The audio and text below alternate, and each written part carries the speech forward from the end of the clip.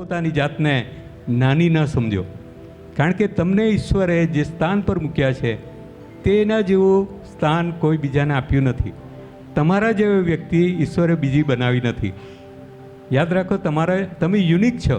આજે દુનિયાની અંદર ઘણી બધી વસ્તુઓ હોય છે તે ડુપ્લિકેટ બની જાય છે, પણ તમે યુનિક છો. તમારી કોપી કોઈ બનાવી નથી. ઈશ્વરે તમે એટલે તમને જ બનાવેલા છે અને તમારી સ્વતંત્રતાનો ઉપયોગ તમે પોતે કરી શકો છો. આજે હું તમને ચર્ચમાં બેઠા છો એટલા માટે એક વસ્તુ કહેવા માગું છું કે તમે ભલે આ ચર્ચમાં બેઠા છો, પણ ઘણી બધી જે વખતે તમારી સ્વતંત્ર ઈચ્છા શક્તિ ક્યાંક ને ક્યાંક ભટકતી હોય છે. અને આજે તમે જો આ ધ્યાનપૂર્વક આ સંદેશો સાંભળ્યો તો તમારું જે સામર્થ્ય છે એ કંઈ ઘણું વધી જશે, કારણ કે તમારી અંદર એ ઓલરેડી ઇનબિલ્ટ મૂકેલું છે. ઘણા બધા લોકો પોતાની જાતને બહુ નાની સમજે છે અને એમ માને છે કે બસ આપણે બીજા લોકો જીવીએ છીએ તેવું જીવીને આપણે મરી જવાનું છે, આ પૃથ્વી પરનો સમય પસાર કરીને આપણે જવાનું છે. ઘણા બધા લોકો બેદરકારીમાં કે ટાઈમ પાસ કરવાને જગ્યા રોકવા માટે પૃથ્વી પર નથી જીવતા, પણ ઘણા બધા લોકોની એવી આદત થઈ ગયેલી હોય છે. તમે ને હું સામાન્ય વ્યક્તિ નથી. પ્રભુ આપણને જે બતાવે છે તે જો તમે સમજી જશો તો તમારા ને મારા જીવનો બદલાઈ જશે. તમારે ઘણા બધા સમસ્યાનો ઉકેલ આવી જશે, તમારી નિરાશાનું નિરાકરણ આવશે, તમારી જે બીમારીઓ છે તેમાંથી પણ તમને ચંગાઈ મળશે. કારણ કે આપણે પોતાની જાતને બહુ ઓછી આંકીએ છીએ, કંઈ જ નથી ગણતા આપણે. અને એટલા માટે હું આ સંદેશોને રિપીટ કરવા માગું છું અને તેમાં બીજું એડિશન થોડોક સંદેશો છે તે પણ હું નાખીશ એમાં. તો તમે ને હું ઈશ્વરની નજરમાં શું છે તે આપણે જાણવાની બહુ જરૂરિયાત છે. પહેલાં તો શરૂઆત કરીએ ઉત્પત્તિની પુસ્તકની અંદર. એમાં પહેલો અધ્યાયને 31મી કલમ જે કોઈને મળે તે એક જ વ્યક્તિ વાંચે. હા, દેવે જે સર્વ ઉત્પન્ન કર્યું તે તેણે જોયું અને જુઓ ઉત્તમ ઉત્તમ. બીજી બધી વસ્તુઓને કઈ રીતના બનાવી ઈશ્વરે? કઈ રીતે બનાવી? શબ્દથી બનાવી. શબ્દથી કીધું કે ભાઈ ફૂલ છાડવા થઈ જાવ, આ થઈ જાવ. પછી તમને એમ કે પ્રભુએ એવું કીધું કે પક્ષીઓ, પ્રાણીઓ, આકાશના પક્ષીઓને, સમુદ્રના માછલા અને જાત જાતના જીવજંતુઓને બધી ફળ, ઝાડ, વૃક્ષ બધી ટાઈપનું બનાવીને. એ બનાવવા પાછળનું કારણ તમે જાણો છો? તમને ને મને લક્ષમાં લઈને ઈશ્વરે આ બધું સર્જન કરેલું છે. આ પૃથ્વીના અધિકારી તમે ને હું છે. અને આ અધિકારી જ નહીં, પરંતુ તમને ને મને ઈશ્વરે એને માટે અધિકાર આપેલો છે, એના પર સર્વ પર સત્તા ચલાવવા માટે વાત કરી છે. તો એનો અર્થ એવો થયો કે 6 દિવસમાં જેટલી કંઈ વસ્તુ બનાવી તે ઉત્તમ હતી. તેમાં મનુષ્ય પણ સૌથી ઉત્તમ હતું, કારણ કે એણે બનાવવા પાછળ એણે એફર્ટ કરેલો છે. શું કર્યું એણે? બીજો અધ્યાય ઉત્પત્તિનું પુસ્તક, બીજો અધ્યાયને 5મી અને 6ઠ્ઠી કલમ વાંચો. હા, માણસ સજીવ પ્રાણી ક્યારે થયું? જ્યારે એને નસ્કરોમાં જીવનનો શ્વાસોશ્વાસ ફૂક્યો. તમારો શ્વાસોશ્વાસ ચાલે છે કે કેમ? ચોક્કસ ખાતરીપૂર્વક કહી શકો તમે? રાતના ઊંઘો તો ચાલે કે નહીં ચાલે? ચાલે છે. કઈ રીતના ખબર પડે? બીજે દાડે આપણે જીવતા ઉઠીએ છીએ, બરાબર કે નહીં? આજે દુનિયાભરના લોકો છે ને ચિંતાગ્રસ્ત, ભયગ્રસ્ત, એટલા બધા નિરાશામાં છે લોકો કે પોતાને જે સંભાળ રાખનાર છે તેને પણ યાદ નથી કરતા. એને થેન્ક યુ કહેવું છે કે ભાઈ મારા શ્વાસોશ્વાસ ચાલુ રાખે. સવારના ઉઠીને કહ્યું છે કઈ થેન્ક યુ. મફતમાં હવા લઈ લીધી તમે, બરાબર? અને ટાયરમાં હવા પૂરવી તો કેટલા આપીને આવો તમે? 10 રૂપિયા, 20 રૂપિયા, જે પ્રમાણે 4 વ્હીલર 2 વ્હીલરને આપણે આપીને આવ્યા. પણ મફતમાં હવા આપી દે તેની કદર નથી આપણને. ઈશ્વરે જીવનના શ્વાસોશ્વાસ માણસના નસકોરામાં ફૂક્યો અને તેમાંથી એ સજીવ પ્રાણી બન્યું.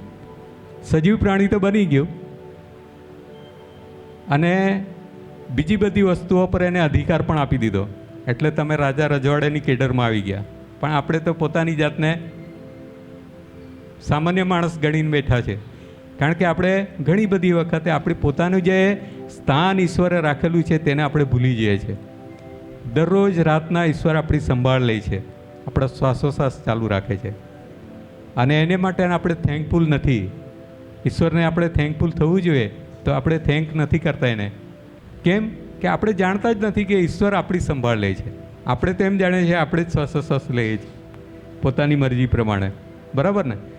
તમે ને હું આપણા શ્વાસોશ્વાસ ઈશ્વર સંભાળે છે, ઈશ્વર ચલાવે છે, અને એ ચિંતા કરતાં મોટી ચિંતા કોઈ હોઈ જ નહીં શકે. આપણને જે બનાવ્યા છે તે આપણે બની નથી રહ્યા. આપણું જે સ્થાન છે તેને સ્થાન પર આપણે ટકી નથી રહ્યા. અને આપણે પોતાની જાતને બહુ ઓછું આંકીએ છીએ. એક નિરાશ માણસ હતો અને દુઃખની અંદર, ચિંતાની અંદર એટલો રસ્તાની અંદર રડતો જતો હતો. રડવાનો એનો આંખોમાંથી આંસુ નીકળતા હતા અને મોઢામાંથી ડુસકે ડુસકે રડતો હતો. એનો ડૂમો ભરાઈ ગયેલો છાતીની અંદર. અને એટલી નિરાશાની અંદર જતાં જતાં એ માણસ નદી તરફ જતો હતો અને નદી તરફ પછી રસ્તો બંધ થઈ જતો હતો. તો એ માણસને બીજો એક માણસ મળ્યો ને એણે કીધું કે ભાઈ, આ તરફ તો નદી છે, તું શા માટે આ તરફ જાય છે? તો કે ભાઈ, મારે જીવવું નથી. આ જિંદગી કંઈ સારી નથી. મને તો કૂતરા જેવી જિંદગી લાગે છે.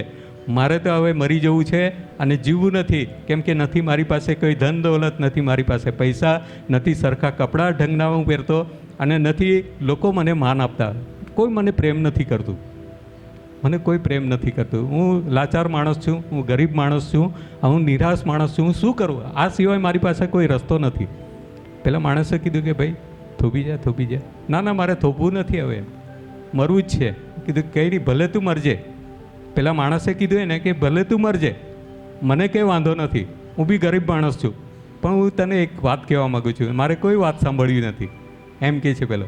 ના ના, તું સાંભળવી તો પડશે તારે. પછી તારે જે કરવું એ તે કરજે. હું તને જોઈએ તો નદી સુધી મૂકવા આવીશ, બરાબર છે? પેલા માણસને કીધું કે કંઈક તથ્ય લાગ્યું એને. એટલે પેલા માણસે એને કીધું કે હા, કેવું, શું કામ છે? જો તમારી એક આંખ જો તમે મને દાનમાં આપી જશો અને એના દ્વારા બીજા કોઈને આંખ મળશે ને, તો મને એને 2 લાખ રૂપિયા મળશે. કેટલા? 2 લાખ રૂપિયા મને મળશે ને હું ગરીબ માણસ છું, મને ફાયદો થઈ જશે. આમ બી નદીમાં કૂદી જવાથી તમને માછલા ખાઈ જાય, મરી જાય. તો એના કરતાં પેલા માણસને એમ થયું કે ભાઈ, મારે કાણા થઈને મરવું નથી. શું કહે છે?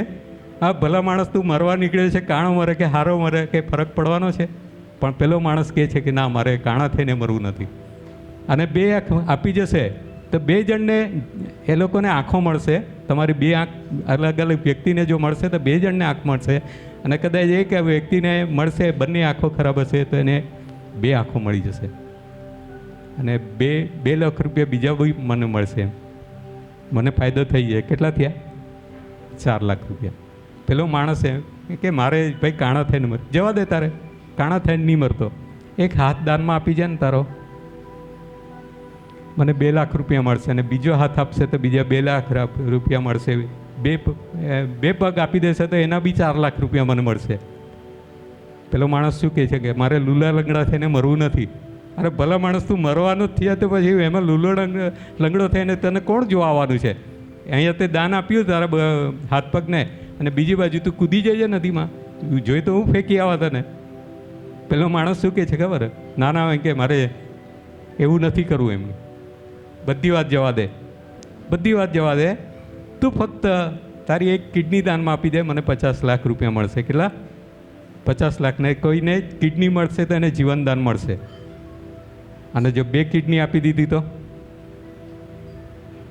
આખી જિંદગી એણે કંઈ નહીં કરવું પડે ને. 2 કિડની એટલે 1 લાખ, 1 કરોડ. 2 કિડનીઓને 1 કરોડ રૂપિયા મને મળશે. અને જે માણસને આ કિડની મળશે ને એને જીવનદાન મળશે. બોલ, હવે તારે કરવું છે કે નથી કરવું? ના ના, એમ કે મારે ચીરફાડ કરીને મરવું નથી. બાના તો એવા કાઢે છે ને જાણે મરવા જ નથી નીકળ્યો, એવા બાના કાઢે છે. પછી પેલા માણસે કીધું, અને એને એકદમ ટ્યુબલાઇટ ઝબકી ગઈ. એ માણસની ટ્યુબલાઇટ એટલી ઝડપથી ઝબકી, એને ખબર પડી કે સારું, મારું શરીર આટલું કિંમતી છે, હું મરવા માટે જઈ રહ્યો છું. એણે માંડવાડ કર્યું. બંને જણાએ મહેનત કરી અને સારામાં સારી જિંદગી એ લોકો જીવ્યા. કહેવાનો મતલબ કે આપણી પાસે આટલું ઉત્તમ શરીર આપેલું છે ઈશ્વરે, એની કોઈ કદર નથી. આપણે સામાન્ય માણસની જેમ એને કેર પણ નથી કરતા. આપણે એની કેર નથી કરતા, કારણ કે ઈશ્વરે જે આ ઉત્તમ શરીર આપેલું છે ને એ બીજે કોઈને નથી આપ્યું. દૂતોને પણ નથી આપ્યું આવું શરીર, જે શરીર તમને ને મને આપેલું છે. હવે ઈશ્વરે એટલા ઉત્તમ બનાવેલા છે તમને ને મને કે દૂતોનો ન્યાય પણ તમને ને મને સોંપેલો છે. બાઇબલ કહે છે, હું કહેતો નથી પોતાની વાત. દૂતોને ન્યાય જો તમે કરવાનો હોય તો એના માટે કેપેબલ છે કે કેમ તે વિચાર કરી જુઓ તમે. હું કારણ કે ઈશ્વરે જે કેડરમાં આપણે મૂકેલા છે તેમાં આપણે બની નથી રહ્યા. આપણે હંમેશા એવું વિચારીએ છીએ ને બહુ નબળું વિચારીએ છીએ. ઈશ્વરે સામાન્ય જિંદગી જીવીને આ જમીન પર, આ પૃથ્વી પર સમય પસાર કરવા માટે, ટાઈમ પાસ કરવા માટે આ દુનિયામાં નથી રાખેલા. ઘણા બધાને તો બહુ બેદરકારી, બીજી બધી વાતોમાં ઇન્ટરેસ્ટ લેશે, પણ જ્યાં બાઇબલની વાતો અથવા બાઇબલનું શિક્ષણની વાત આવે ત્યારે લોકો આંખ આડા કાન કરે, કારણ કે એ પાળવું પડશે. હવે અરે ભાઈ, તમને ફ્રીડમ આપેલી છે, તમે પાળવો કે નહીં પાળવો એ પછીની વાત છે. કમસે કમ એ કહેવા શું માગે છે તે તો સાંભળો. બાઇબલનું વચન આપણને શું કહેવા માગે છે તેટલું તો સાંભળો, કારણ કે એના દ્વારા જ તમને નવું જીવન, નવું સામર્થ્ય અને બળ પ્રાપ્ત થનાર છે. જ્યારે તમારી અંદર આટલો જ વિચાર આવી જાય કે હું ઉત્તમ છું, કેટલો પાવર આવે કે નહીં આવે? આવી જાય ને. મને તો આવે છે, તમને આવતો હોય કે નથી આવતો એ હું જાણતો નથી, પણ હું બાઇબલ પર વિશ્વાસ કરું છું, બાઇબલના વચનો પર વિશ્વાસ કરું છું ને મારો પાવર વધી જાય છે.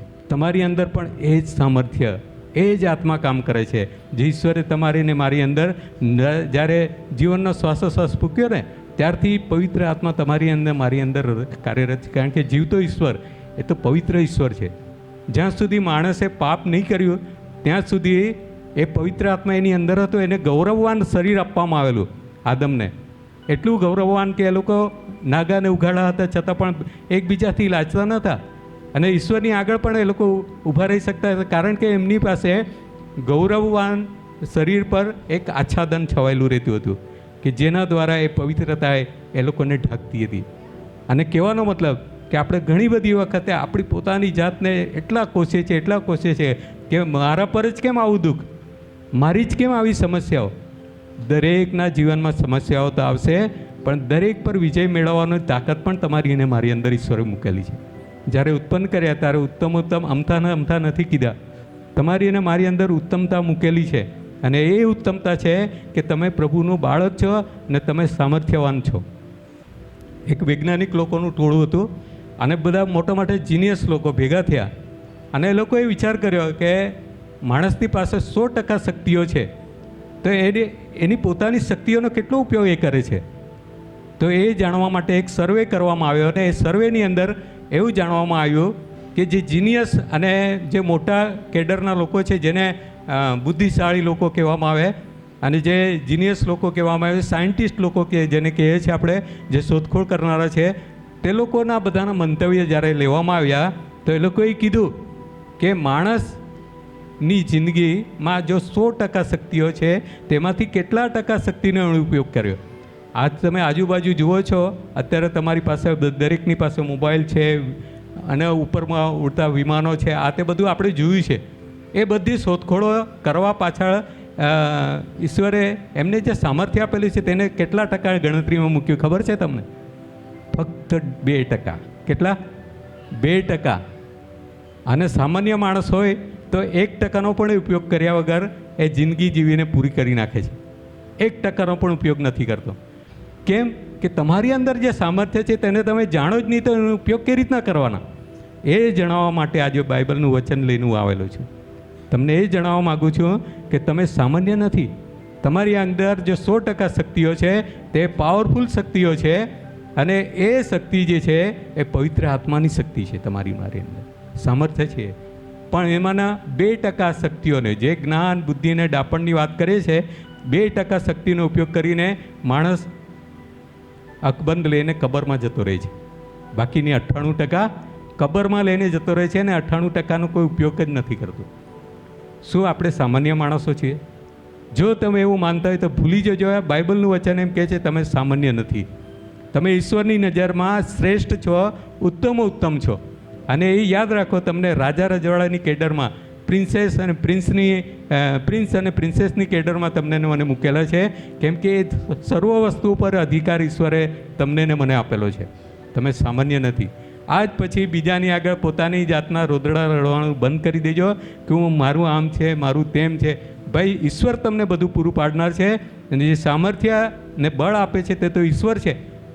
ઘણા બધા લોકો તો એટલા બધા બેદરકારીમાં હોય છે ને કે ભાઈ કોઈકને પૂછીએ આપણે તો શું કરે છે ભાઈ તું અહીંયા ઊભો અહીંયા? કંઈ નહીં, ટાઈમ પાસ કરું છું. ટાઈમ પાસ કરવા માટે તમને પૃથ્વી પર નથી મૂકેલા. ટાઈમનો સદુપયોગ કરવાનો છે. બાઇબલ કહે છે સમયવર્તી સાવધ રહો, દરેક બાબતની અંદર સાવધ રહો. એટલે ચિંતા કરતા રહો એવું નથી કહેતો, એમાં સાવધાની રાખવાની જરૂર છે. એક જુવાનિયાઓનું ટોળું હતું અને એમાં કહેવામાં આવ્યું કે ભાઈ તમે મોબાઈલનો બહુ દુરુપયોગ કરો છો, તમે નર્કમાં જશો એમ. તો જુવાનિયાઓ શું કહે છે ખબર છે? સાહેબ ત્યાં જો નેટવર્કને એક મોબાઈલ હશે ને તો ચાલી જશે. એટલું સહેલું નથી વાલાઓ, એટલું સહેલું નથી. જો ત્યાં જો નેટવર્ક અને મોબાઈલથી ચાલી જતું હોય એટલું સહેલું જો નર્કમાં જવાનું રહેતે તો આપણામાંના કોઈ અત્યારે અહીંયા બેઠેલા નહીં રહેતે. કારણ કે જે વિચારીએ છીએ આપણે તે બહુ ઓછું વિચારીએ છીએ. આપણી જે લિમિટેશન છે એ બહુ ઓછું વિચારીએ છીએ, પણ એ લિમિટેશનની બિયોન્ડ એની પાછળ જે સામર્થ્ય સમાયેલું છે તેને કદી પણ આપણે વિચાર કર્યો નથી. અને એટલા માટે આપણે જીવનની અંદર હંમેશા નાસીપાસ થતા રહે છે. જીવનની અંદર દરેક સમસ્યાઓને હાઇલાઇટ કરીને જોઈએ છે. કહેવાનો મતલબ બિલોરી કાચમાં આપણી સમસ્યાને જોતા શીખી ગયા છે. આપણી સમસ્યા એવી નથી કે જેનું સોલ્યુશન ઈશ્વર પાસે નથી. જેને સર્વશક્તિમાન ઈશ્વર આપણે કહીએ છીએ, જેની આરાધના કરીએ છીએ, જેને આપણે મોટો માનીએ છીએ, સર્વશક્તિમાન દેવ માનીએ છીએ, તે ઈશ્વરને આપણે નાનો બનાવી દઈએ છીએ. જ્યારે આપણે કોઈ પણ સમસ્યાનો ઉકેલ આપણે નથી મળતો ત્યારે આપણે ઈશ્વરને નાનો ગણીએ છીએ. જે વખતે તમે એમ કહો છો કે મારા પ્રભુ જે છે એ બધું કરવા માટે શક્તિમાન તો છે જ, તો જ્યારે આ વિશ્વાસની સાથે તમે રહો છો તે દિવસે તમારી સમસ્યાનો ઉકેલ આવી જાય છે. તમને ને મને આટલા સામર્થ્ય બનાવે છે તો આપણે સામાન્ય કક્ષાનું જીવન કેમ જીવી શકાય? ઈશ્વરની આરાધના કરીએ છીએ, બાઇબલ વાંચીએ છીએ, પ્રાર્થનાઓ કરીએ છીએ, ફરી પાછા એ નબળાઈમાં જીવવા માટે આપણે બનાવવામાં આવે છે? કદી નહીં. આપણાને એવા સામર્થ્ય બનાવેલા છે કે આપણે કોઈ પણ પરિસ્થિતિમાં, કોઈ પણ સંજોગોની અંદર સારામાં સારું જીવન, આનંદિત જીવન જીવી શકીએ છીએ. હાલેલુયા. પાઉલ પ્રેરિતની વાત કરું, એ જ્યારે જેલમાં હતો ને ત્યારે આ પત્રની અંદર લખે છે, ફિલિપીઓના પત્રની અંદર જે લખવામાં આવેલી બાબત છે, એના હાથ પગ બેડીઓમાં ઘાલેલા હતા અને છતાં પણ એ માણસનું હૃદય કેટલું આનંદિત હતું. એ પાઉલ અને સિલાસ જેલખાનાની અંદર ગીતો પણ ગાતા હતા. અને જ્યારે પાઉલને આ જ્યારે પત્ર લખવામાં આવે છે ત્યારે એ શબ્દ કેવા વાપરે છે? ઉત્તમ શબ્દ વાપરે છે. ફિલિપીઓનો પત્ર તેનો 4 અધ્યાય અને 4 કલમથી આગળ વાંચો. આમાં એક વાત બહુ અગત્યની લખેલી છે, પ્રભુમાં સદા આનંદ કરો. રિપીટેશન કરીને કહે છે કે પ્રભુમાં સદા આનંદ કરો. તમારી સહનશીલતા સર્વ માણસોના જાણવામાં આવે. હવે આ પવિત્ર આત્માનો એક ગુણ આવી ગયા આમાં. તો કયો ગુણ? આનંદ. ને બીજો કયો ગુણ આવ્યો? સહનશીલતા. બંને વસ્તુ એકબીજાને પર્યાય છે. વિચાર કરજો તમે, તમારી સહનશીલતા સર્વ માણસોને જાણવામાં આવે. પાઉલ પોતે સહન કરીને છતાં પણ એ આનંદિત હતો. આજે આપણે સહન જ કરતા નથી તો આનંદિત ક્યાંથી રહી શકીએ? કારણ કે સહનશીલતા એ આનંદ માટેનું પૂરક શબ્દ છે. જો તમારી અંદર સહનશીલતા નથી તો તમે નાસીપાસ થઈ જશો. કોઈ માણસે તમને કડવા શબ્દ કીધા ને 2-4 મિનિટની અંદર તો તમારો એવો મૂડ ખરાબ થઈ જશે ને, તમે કદાચ ચર્ચમાં બેઠા હોય ને તો બી ઉઠીને જતા રહેશો. કારણ કે કડવા શબ્દ આપણની અંદર ખૂંચે છે આપણને. અને કડવાટ જે કરીને પવિત્ર આત્માને ગમતું નથી. આપણી અંદર ઇનબિલ્ટ પવિત્ર આત્મા છે અને એ પવિત્ર આત્માને ગમતું નથી, અને જેને કારણે પવિત્ર આત્મા ખિન્ન થાય છે. અને જે ખિન્ન થવાને લીધે આપણી અંદર રહેલી કડવાટ એને વર્ષો વર્ષ યાદ રાખે છે. જે નથી યાદ રાખવાનું, જે યાદ નથી રાખવાનું તેને આપણે સહન કરવાનું છે. જે યાદમાંથી કાઢી નાખવાનું છે તે તો અસહિષ્ણુતા. એટલે આપણી જે સહન કરવાની શક્તિ છે તે કંઈ પણ બાબતથી ઊંચામાં ઊંચી છે. અને એ સાબિત કર્યું પ્રભુ ઈસુ ખ્રિસ્તે વધસ્તંભ પર પોતાનું પ્રાણ અર્પીને. કેટલું સહન કર્યું. શું આજના જમાનામાં કોઈ એક માણસ કોઈકને માટે મરવા તૈયાર થાય કરો? કદી નહીં તૈયાર થાય. પણ ઈશ્વરે પોતાનું બલિદાન, સ્વર્ગનું આખું ભવન છોડીને, સુખ ત્યજીને એ છેક નીચે આવી ગયા. કોને માટે? તમારે ને મારે માટે. હવે તમારી ને મારી એટલી બધી વેલ્યુ છે કે ન પૂછો વાત. તમારી ને મારી એટલી બધી કિંમત છે ઈશ્વરની નજરમાં કે પોતાનો પ્રાણ સુદ્धा આપી દે છે, જેની કોઈ કિંમત આપણે નક્કી કરી શકતા નથી. અમૂલ્ય કિંમત ચૂકવવામાં આવેલી છે તમારા અને મારા માટે. અને આપણા પાપો જે આપણે વધસ્તંભ પર જડાવવાનું હતું, આપણે મરવાનું હતું, તેની જગ્યાએ પોતે બલિદાન થઈ ગયા. ત્યાર પછી આપણે શું કર્યું? ફરી પાછા એ જ રગસ્યા ગાડાની જેમ જે વાટમાં ગાડું ચાલી જાય છે તેમ જ આપણે ચાલી જઈએ છીએ. શું આપણી જિંદગી એના માટે છે? વિચાર કર્યો છે કદી તમે કેટલા શ્રેષ્ઠ છો ઈશ્વરની નજરમાં?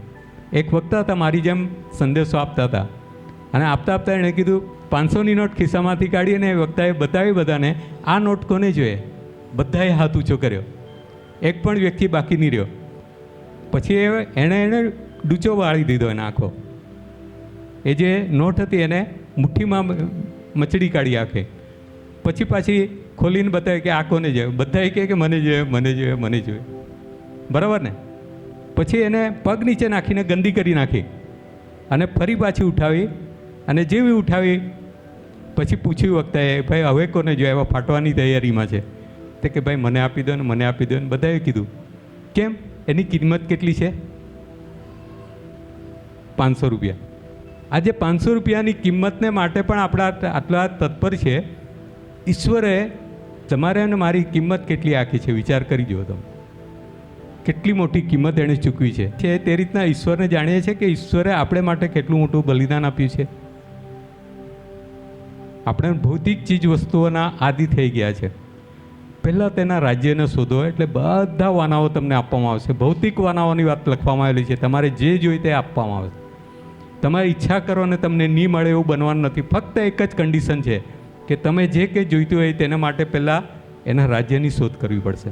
ઈશ્વરના રાજ્યની શોધ ક્યાં કરશો? બાઇબલના વચનોમાંથી મળશે. ઈશ્વરના રાજ્યની શોધ તમને ફક્ત બાઇબલના વચનોમાંથી નહીં, એની જોડે જોડે તમે પ્રાર્થનાઓ જે કરો છો તેમાંથી પણ તમે સામર્થ્ય અને પ્રકાશન મળશે. પણ આજે આપણા જીવનો કેવા છે? એકદમ સામાન્ય કક્ષાના બનીને બેઠા છે. આપણે દરરોજ ફરિયાદો કરે છે કે આજે આમ થઈ ગયું, આજે તેમ થઈ ગયું. દુનિયાભરની જે ચિંતાઓ છે ને, જાણે આપણા માથા પર જ હોય એવું કરીને જીવીએ છીએ. તમારીને મારો શ્વાસોશ્વાસ જે રીતના તમને કીધું તે ઈશ્વર સંભાળે છે. તમે કોણ સંભાળવાવાળા? જો ઈશ્વર જ બધું સંભાળતા છે તો તમે કોણ સંભાળવાવાળા? પેલા નોટને માટે આપણે બધાએ હાથ ઊંચો કરવો પડે છે. તો ઈશ્વર જે છે તે તમારી ને મારી કિંમત એટલી મોટી મૂકે છે કે જેને માટે ઈશ્વર પોતાનો પ્રાણ આપે છે. એ તમને ને મને પ્રેમ કરે છે, સાબિત કરે છે. શું કરે છે? પ્રેમ. કે દુનિયાના લોકો તમને પ્રેમ કરે કે નહીં કરે, ઈશ્વર કદી પણ પ્રેમ કરવાનું ચૂકતો નથી. તમે કોઈ પણ પરિસ્થિતિમાં હો, ઈશ્વર તમને પ્રેમ કરે છે, અને એ તમારો નાશમાં નહીં જાય એને માટે પોતાનું બલિદાન આપીશું. એ સામાન્ય કક્ષાનું બલિદાન નથી. કેટલું મોટું બલિદાન! વારંવાર એટલા માટે કહું છું કે ઈશ્વર જે સર્વશક્તિમાન ઈશ્વર છે તે તમારા અને મારા તરફથી પણ પ્રેમનો રિપ્લાય મળે એવું ઈચ્છે છે. જે હેતુસર ઈશ્વરે આ પૃથ્વી પર તમને ને મને મૂકેલા છે તે હેતુપૂર્વક જીવવા માટે ઈશ્વરે તમને ને મને મૂકેલા છે. તો ફરિયાદોનો ઢગલો કરી દઈએ છીએ આપણે. સમસ્યાઓ આપણને મોટી મોટી દેખાય છે અને આપણે ક્યાં ને ક્યાંય રહેતા નથી. આ પરિસ્થિતિમાં રહેવા માટે ઈશ્વરે આપણને આ પૃથ્વી પર મૂક્યા નથી. યાદ રાખજો કે ઈશ્વરે મનુષ્યને બહુ શ્રેષ્ઠ કૃતિ તરીકે બનાવી છે, તો એની અંદર કંઈક સામર્થ્ય એવું પણ મૂકેલું છે જેને આપણે જાણતા નથી. જ્યાં સુધી સંપૂર્ણતા નહીં આવશે ત્યાં સુધી આપણી અપૂર્ણતા જવાની નથી. એટલે સંપૂર્ણતા સુધી આપણે પહોંચતા સુધી આપણા જીવનોને આપણે તપાસ કરતા રહીએ અને ઈશ્વરના રાજ્યની શોધ આપણે સતત કરતા રહીએ, અને એક દિવસે સંપૂર્ણતા તરફ આવી જઈશું. તે દિવસે જીવનો બદલાઈ જશે. અને તે દિવસની રાહ જોતા પહેલાં પણ તમારે અને મારી જે આત્મિક તૈયારીઓ છે એ જો ચાલુ રાખીશું તો એક સામર્થ્યની સાથે એક બળપૂર્વક આપણે આ જિંદગી જીવી શકીશું. અને એ પણ એવું બળ કે જે દુનિયાના લોકો અનુભવે છે તેવું નહીં, થોડી વારમાં થાકી જાય એવું નહીં. પ્રભુ ઈસુ ખ્રિસ્ત ઘણા બધા એવા ચમત્કાર કરે છે, અને એ ચમત્કારો તો એવા છે કે જે આપણને એમ લાગે કે આ અશક્ય વાત છે. એ સમુદ્રને કહે છે કે તોફાન શાંત થઈ ગયા, અને શાંત થઈ જાય છે. સિંહના બિલની અંદર સિંહના મોઢા બંધ કરી દેવામાં આવે છે. હવે આજકાલના લોકો આપણે પોતાની જાત પર ફોકસ કરીએ છીએ, પોતાના પર જ ફોકસ હોય છે આપણું. આપણા છાતીમાં જરાક કે દુખ્યું ને આપણે શું ફરિયાદ કરીએ છીએ કે ડૉક્ટરને ત્યાં જવું પડશે. ઈશ્વર તો પછીની વાત થઈ ગઈ. ડૉક્ટરને ત્યાં જવું પડશે. ભાઈ જાઓ ડૉક્ટરને ત્યાં, કંઈ વાંધો નહીં મળે. ઘણા બધા લોકો ઈશ્વરને પ્રાધાન્ય આપતા નથી. બાઇબલ સ્ટડી પણ કરે છે, પ્રાર્થનાઓ બી કરે છે, ચર્ચમાં પણ આવે છે, પણ જે એક્ટિવલી આપણે અંદરથી જે કરવાનું છે તે આપણે કરતા નથી. અને જેને લીધે આપણે નાસીપાસ થઈ જઈએ છીએ અને વારંવાર આપણે ઈશ્વરને નકારી કાઢીએ છીએ. ઈશ્વર છે જ નહીં એવું આપણે વિચારીએ છીએ. ઘણા બધા લોકો પોતાની તાકાત પર આધાર રાખે છે. પોતાની તાકાત ગમે તેટલી હોય ને, પણ ઈશ્વરની સહાયતા વગર બાઇબલ એવું કહે છે કે મારાથી નિરાળા રહીને તમે કંઈ કરી શકતા નથી. ઈશ્વરથી નિરાળા જેટલા જુદા પડ્યા તેટલા બધા કંઈ કરી શકવાના નથી. જે ઈશ્વરથી નિરાળા થઈ ગયા, ઈશ્વરથી જુદા થઈ ગયા, ઈશ્વરથી બહાર થઈ ગયા, ઈશ્વરના સામર્થ્યથી બહાર નીકળી ગયા, તે લોકો કંઈ કરી શકવાના નથી. કોઈ પણ પરિસ્થિતિ બદલી શકે છે ઈશ્વર, કોઈ પણ સંજોગોને ઈશ્વર બદલી શકે છે. તમે હું શું કરીએ છીએ? આ સંજોગોમાંથી પસાર થતાં થતાં આપણા જીવનો કેવા છે? આપણા જીવોને આપણે તપાસીએ. કેમ કે આપણે બહુ ઓછામાં આંકીએ છીએ પોતાની જાતને, પણ ઈશ્વરે જે સામર્થ્ય મૂકેલું છે તે અદ્ભુત છે. ગીતશાસ્ત્ર 8મો અધ્યાય તેની 4થી 5મી કલમ, 4થી અને 5મી કલમ બે વાંચો. બરાબર છે. હવે તમને એક વસ્તુ કહું કે માણસ તે કોણ છે? અહીંયા પ્રશ્ન કરે છે, દાઉદ ભક્ત કહે એવો પ્રશ્ન કરે છે કે માણસ તે કોણ છે કે તું તેનું સ્મરણ કરે છે? માણસ તે કોણ છે કે તું તેનું સ્મરણ કરે છે? અને મનુષ્ય પુત્ર કોણ કે તું તેને મુલાકાત લે છે? એદનવાડીમાં કોણ મુલાકાત લેતું હતું? સવાર સાંજ ઈશ્વર યાદ કરીને આદમને હવાને કોણ મળવા આવતું હતું? પરમેશ્વર મળવા આવતા હતા. જો ઈશ્વર જેવો ઈશ્વર તમને ને મને મળવા આવતો હોય, આદમને હવાને મળવા આવતો હોય, તો ઈશ્વર કેટલો બધો પ્રેમ કરતો હશે કે ભાઈ મારા દીકરા દીકરીઓ શું કરે છે આ પૃથ્વી પર. આજે પણ ઈશ્વર એ જ રીતના તમને ને મને ઢંઢોળવા માગે છે. પરમેશ્વર આજે પણ એટલી જ કેર કરે છે જેટલી આદમને હવાના સમયમાં કરતા હતા. ફક્ત ફરક એટલો છે કે આપણે જે સ્વતંત્રતાનો દુરુપયોગ કરીને આપણે પાપમાં સબડ્યા કરીએ છીએ, જેને કારણે આપણે દુઃખ ભોગવીએ છીએ. જે પાપની અંદર આપણે પડેલા છે તેમાંથી બહાર નીકળવાની જરૂર છે. અને આમાં સ્પષ્ટતા કરે છે એ શા માટે મુલાકાત લે છે, એ શા માટે એને યાદ કરે છે, તેનું કારણ બધું લખવામાં આવેલું છે. એમાં લખે છે કેમ કે તે તેને દેવ કરતાં થોડો જ ઉતરતો સર્જ્યો છે. વિચાર કરીજો, તમને દેવ કરતાં થોડા જ ઉતરતા બનાવેલા છે. તમને મને દેવ કરતાં થોડા જ ઉતરતા બનાવેલા છે. તો આ જે નાની નાની બાબતો છે એ આપણને બતાવે છે કે તમને દેવ કરતાં થોડા જ ઉતરતા સર્જવામાં આવ્યા છે, તો તમારું સામર્થ્ય કેટલું બધું. બીજી એક બાબત હું તમને કહીશ. 1 કોરિન્થીય 3 અધ્યાય 16મી કલમ વાંચો. કોણ છે તે મંદિર? તમારી અંદર કોનો આત્મા રહેલો છે? હવે તો માનો છો ને કે ઈશ્વરે પોતાના કરતાં થોડા જ ઉતરતા બનાવે છે, નહીં તો આ પવિત્ર આત્માને તમારે અને મારી અંદર રહેવા માટે મોકલી નહીં આપ્યો હોત. અહીંયા લખે છે તમે જીવતા દેવનું મંદિર છે. આ હાથે બનાવેલા મંદિરની અંદર દેવ રહેતો નથી, એ તો તમારે ને મારા શરીરમાં રહે છે. આપણું આ શરીર છે ને, ભલે નાશવંત છે, પાપી છે, પણ તો બી એમાં રહે છે. એ શા માટે? કારણ કે સંબોધકનો આત્મા એટલા માટે આપેલો છે આપણને કે આપણે વારંવાર પાપમાં પડીને જે ઈશ્વરનું બલિદાન કરેલું છે તેને આપણે એળે ન જવા દઈએ. એટલા માટે ઈશ્વર આપણી અંદર પવિત્ર આત્મા મૂકેલો છે.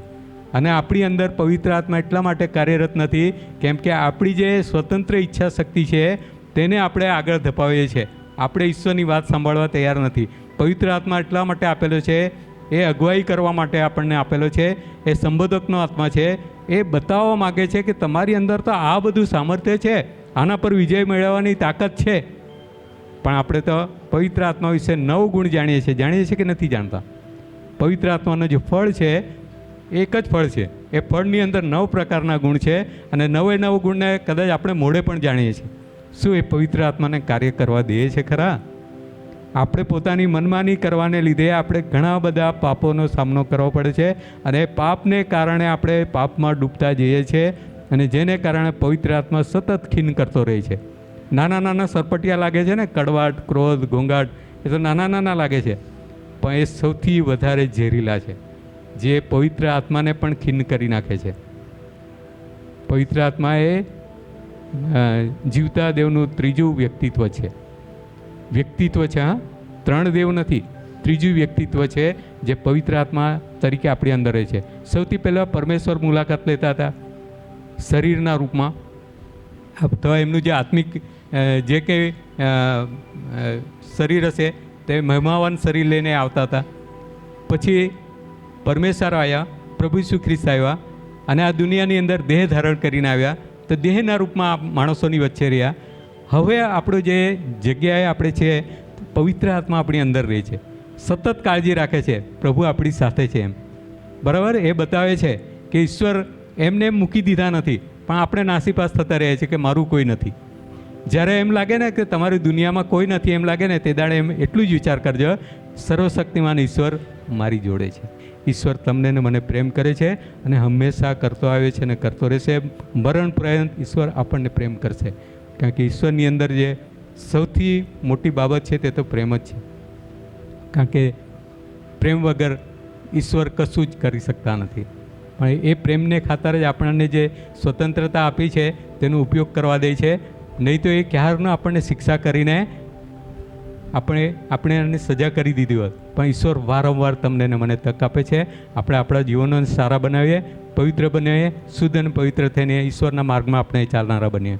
આજ પછી આપણા જીવનોને આપણા વચનોના પ્રકાશની અંદર જીવતા શીખીએ. આવો આપણી આંખોને બંધ કરીએ.